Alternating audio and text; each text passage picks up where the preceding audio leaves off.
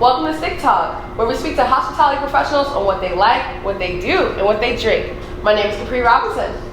Hello, I'm Paul Gonzalez. And this episode is brought to you by Cuddy Sark.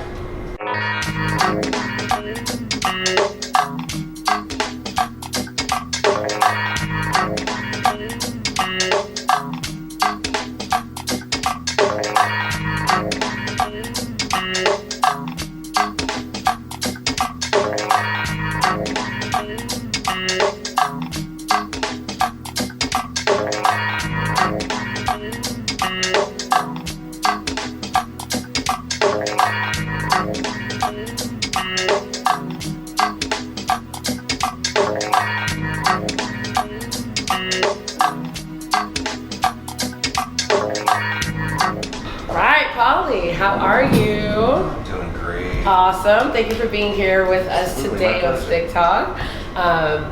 Just in case you were wondering why we call it StickTalk, I just want to bring this up.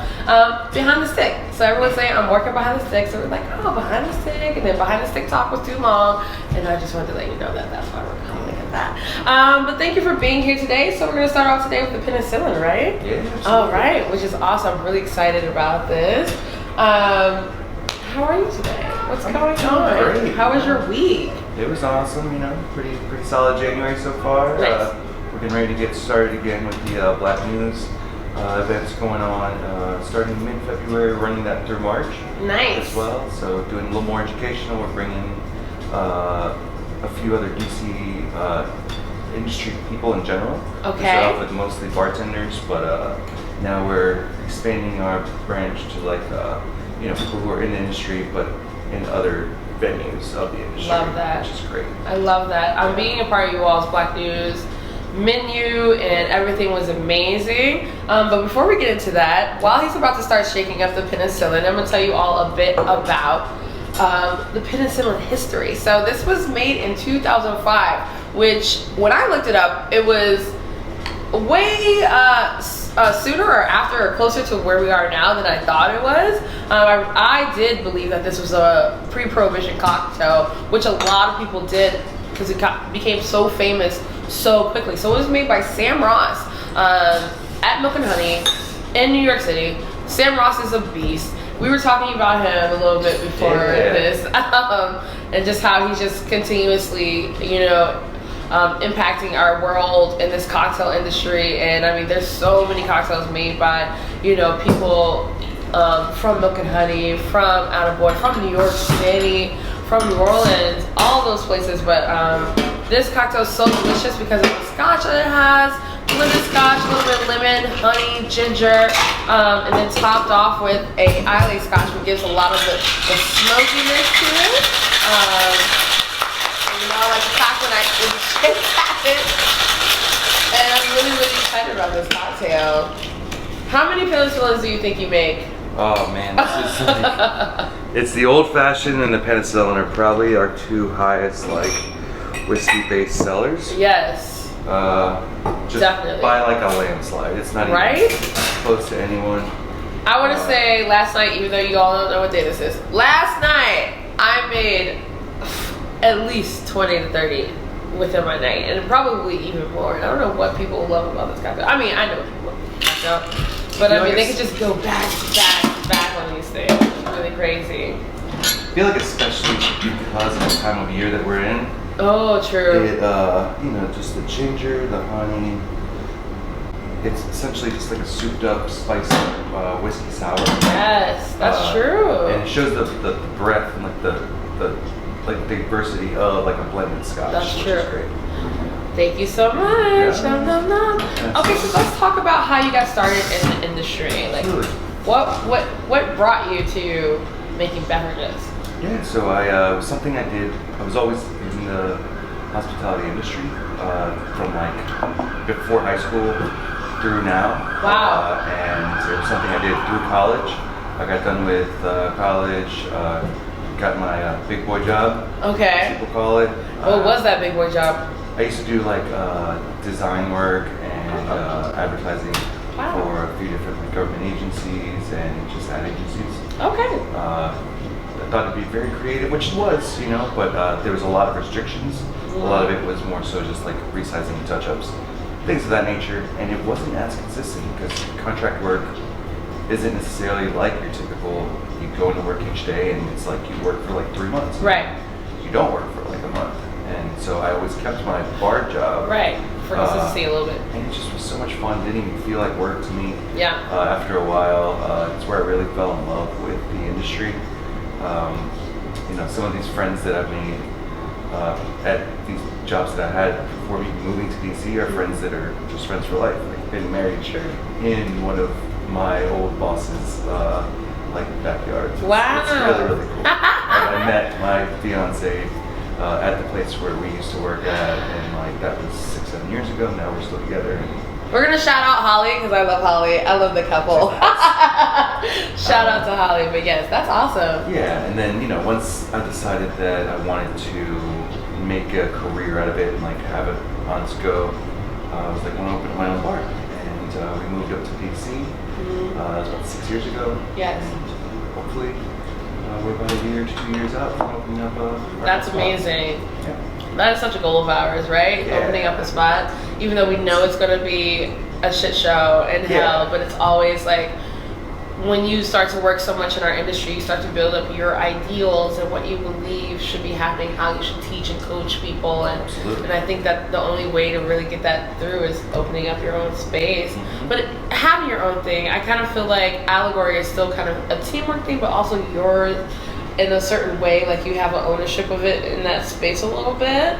It's definitely like, you know, we all that work there, it's a small team, and we purposely keep it small because it's people that we've worked with for multiple years. Yes. Even though Allegory itself has only been open for a little bit over a year, our team has been together, like the core nucleus has been together for about 4 years, which you can see. That's amazing. Like, who you get to work with for that exactly. long. I'm going on 3 years here at Reliable, and it's just and this is one of my favorite bars. Yeah. As you know, we've had StickTalks here before the show. Yes, exactly. But, exactly. Like, it's you know, the people that I work with. It's we don't have to like coach each other up. We don't have to like tell each other, hey man, you did this way. It's we all believe in this because we basically have like formed our ethos as a unit. So yes. Like, it is very much like a smaller team, but everybody on that team is rowing in the same direction. And it's amazing. So it's just, you know, we love what we do. We love doing it together. And, you know, like you can have like your longest night, and you look over to your teammate, that be whoever it is that you've worked with forever, and you're just like, cool, let's get it. All right, reset, let's get it. You know, gotta do it. That's when you're all in it together. It definitely makes all the difference. It helps on a shift by shift basis for sure. And how much you all, you know, value creativity and that process. So that's one of our like biggest like challenges, but also things that we embrace the most. The challenge is that we want to be creative every shift. Like one of our biggest sellers from day one has been our like omakase cocktail, which is basically like dealer's choice. We do offer a lot of options on our menu, and we often have like adjunct menus that we do with it. But one of the things that we still want to like hang our hat on at the end of the day is like our bar team is awesome. We trust them, from Julio to Jackson to Deke to Jolly to everybody. Everyone. We trust them through and through. Yes. So if you want something that's made just for you, or if you don't feel like reading, you know, sometimes people come to cocktail bars, they just want the experience, they don't want to make decisions and think, let us take over. We trust our entire staff to do that. You just tell us a few words. The biggest things that we focus on is like dietary restrictions. Right. We don't want to give anybody dairy if they have dairy allergies, or like nuts. Almonds. Yeah, yes, exactly. But we want to cater like something that's very, very personalized just for you. Right. And a lot of times, like, we started kind of like working on this, like, not like a secret menu, because I feel like that's kind of like played out, but like you see a regular that comes in and you haven't seen them in like 2 months, and they come in and you remember that exact like dealer's choice that you did for them 2 months ago, and you're like, you want your usual? Yes. And you see their face light up because it wasn't on any menu. Yes. It was literally a one-on-one discussion that was had that, you know, made that happen. Well, let's say in that, how often are you all making something on the spot? Are these like cocktails that have been written down somewhere else, or are these just like, we have these ingredients, I'm about to try to make something right now? It's a lot of column B and a little of column A. Okay. Like we have like, you know, like go-to like formulas that we stick to, but a lot of times it's just, that's what keeps us going, that's what keeps us learning. Right. And it's like, oh wow, I didn't know that this scotch played so well with this liqueur. Yes. Holy crap, okay, I want to make something. And then you talk to somebody like 2 days later and they're like, I want something smoky and floral. I'm like, I got you. That's amazing. So, I mean, the value of journaling, right? Write down your recipe, kids. I'm telling myself this too, so when I look back. That's a huge, huge part. And then going into, we were talking about it earlier, the Black Muse. So this is an exhibit at the hotel, Eaton Hotel, where Allegory is. Why did you all feel that it was important to do something along with this exhibit? So when they were first setting it up, I was talking to the crew that was setting it up, and I was like, that's really interesting. Like, what are you guys doing? It was just like a big box. Yes. They didn't put the TVs or anything in it, and I was like, it's real weird. Like, I don't know what's going on. And then like they started telling me, and you see it progress over like the next 2 or 3 days, and it was just really, really interesting. And I love the juxtaposition from historic sense to modern day to make like a bigger statement. So when we was talking to everybody, I was like, dude, we can tie that into the allegory theme, to where there's like a deeper hidden meaning in it. And I've always believed that if you're gonna sit there and just say you're like this like craft bartender, or drop the mixologist theme and all this, you should be about history. And history isn't just a one part of history. History should be all history.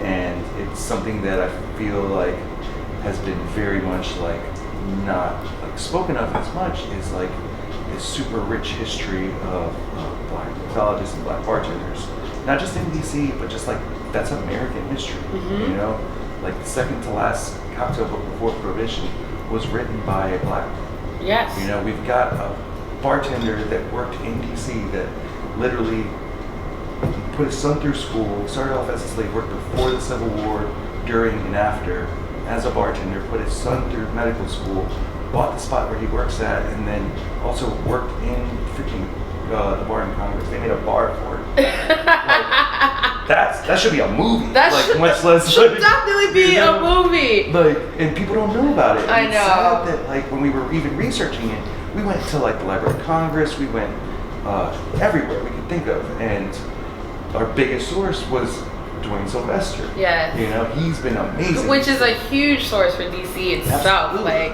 you have to go to that man for so much. Like, he has just been just a wealth of knowledge and super, super helpful, really great. Yes. He's been on board with it from day one and just very, very helpful.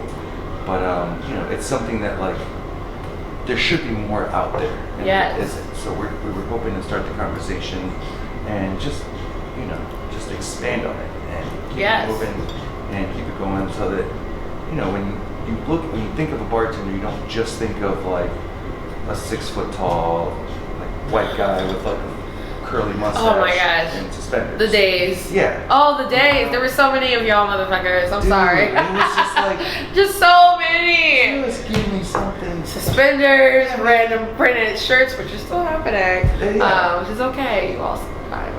It was. They rock it. They rock it. They rock it, but it was definitely a thing for a very long time. It's just be diverse. Like DC can't be one of the most diverse cities in the world.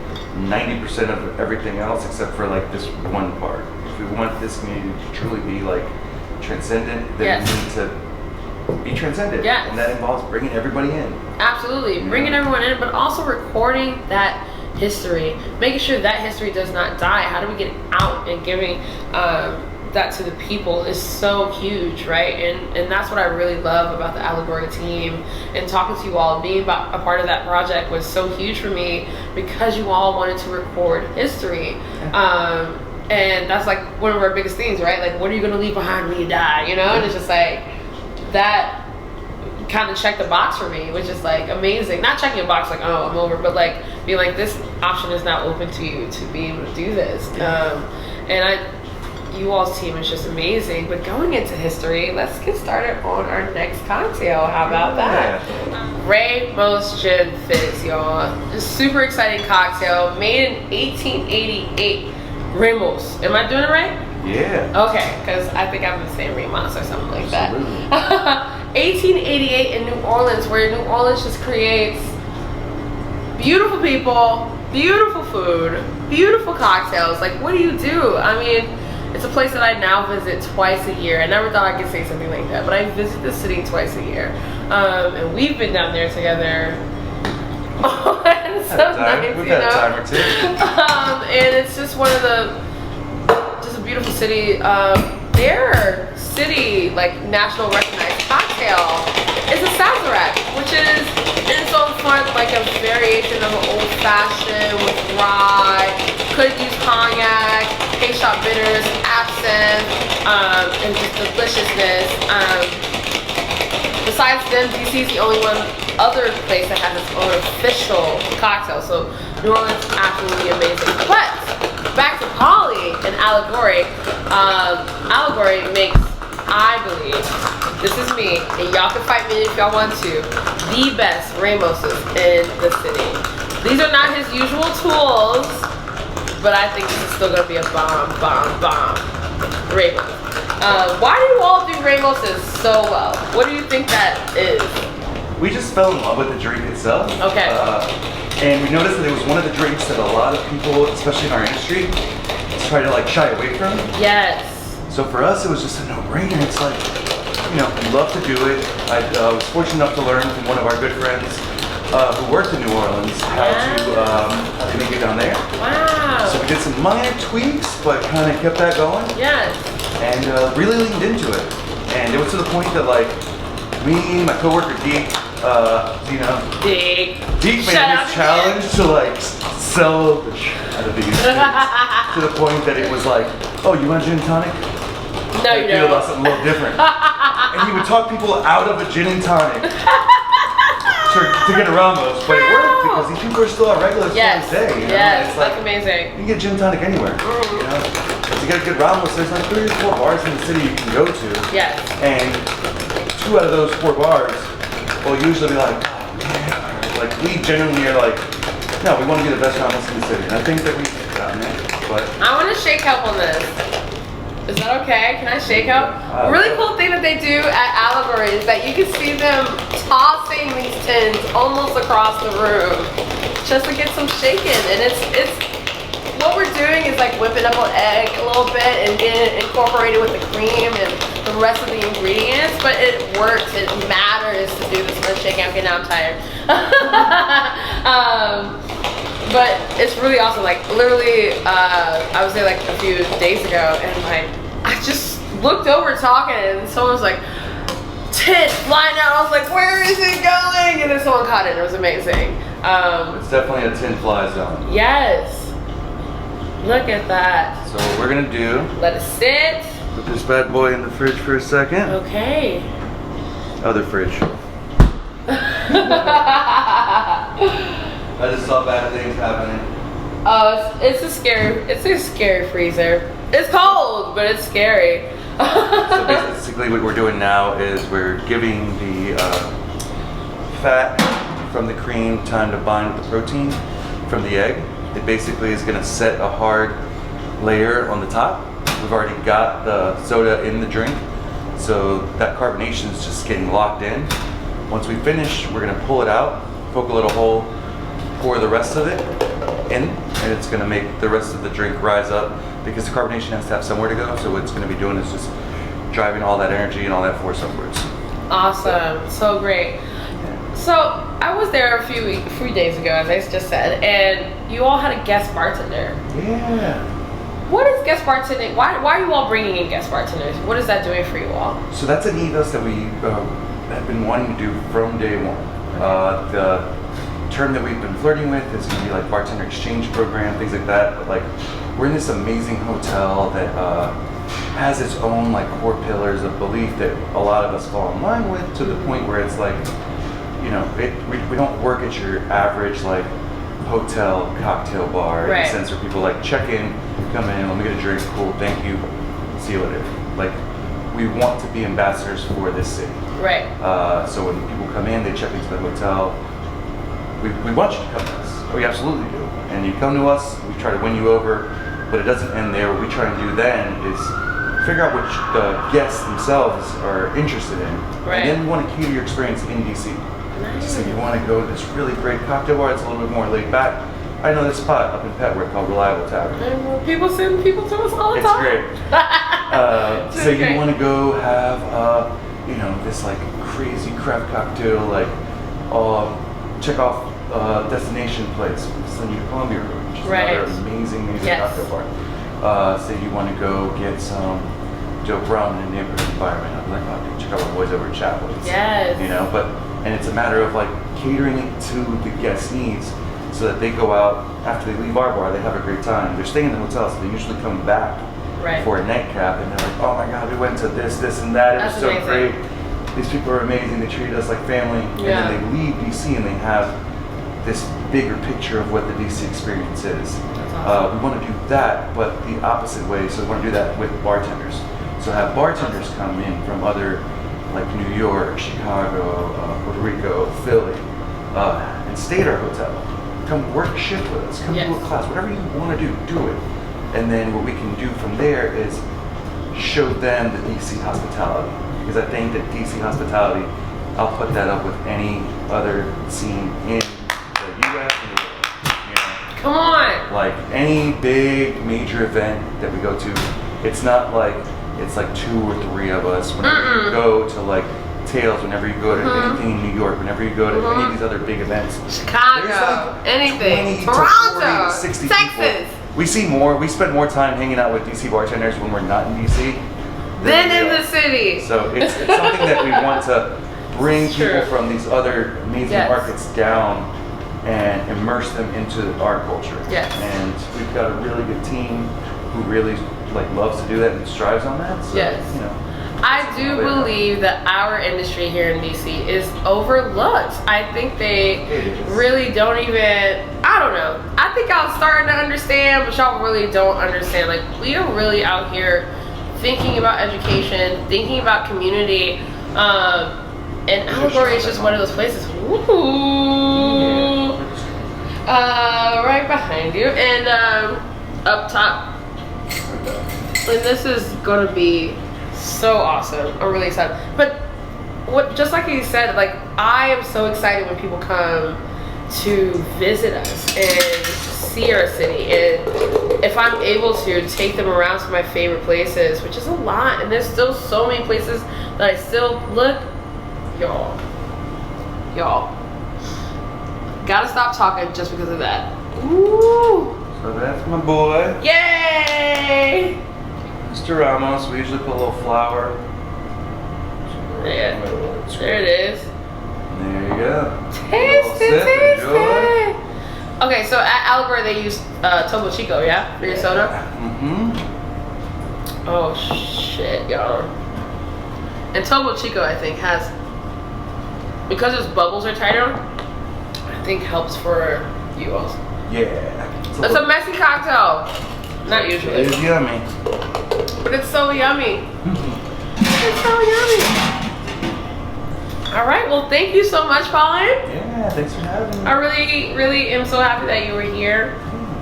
Pauly was also one of our panelists during Chocolate City's Best, and it was really amazing for him to be there. He was such a rock on that panel, and being able to tell us his story. You are Puerto Rican, and I'm going to Puerto Rico soon. I need to talk to you, but just to hear, you know, your side. Okay, so let's talk about that just a second before we go.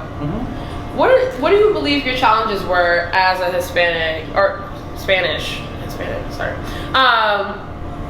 in the industry? Like, what was that for you? Were there challenges? Did you feel like there were challenges? Yeah, I mean, a lot of times it's tough to break that barrier between front of the house, back of the house. Right. In a sense, you know, people. It's getting better now, but for the longest time, the generalization was, you know, like if you're a minority, you know, you can't. You're not the main person. Yeah, you're not going to be this, like, much less a bartender. You're like, you'll be a server if you're lucky, smooth or whatever, but you know, to get to like the point where you're like bartender or running a program or doing things like that, that's a lot more to think about than the actual, you know. And it took a long time to move over to, I started off, you know, in the back of the house. I worked my way to Expediter, the place I was working at. And then I was like, well, look guys, you know, like, just train me to do the floor in case somebody calls out, or if you need somebody to pick up shifts, and I got you. And they trained me, and like 3 weeks later, I was applying at other places. I was like, you know, I got server experience. And once you get that experience, it's like, it's a matter of like getting your foot in the door, you know? Once you get your foot in the door, then you're... That's it. Yeah. Well, thank you for being here. We appreciate these cocktails, and we out.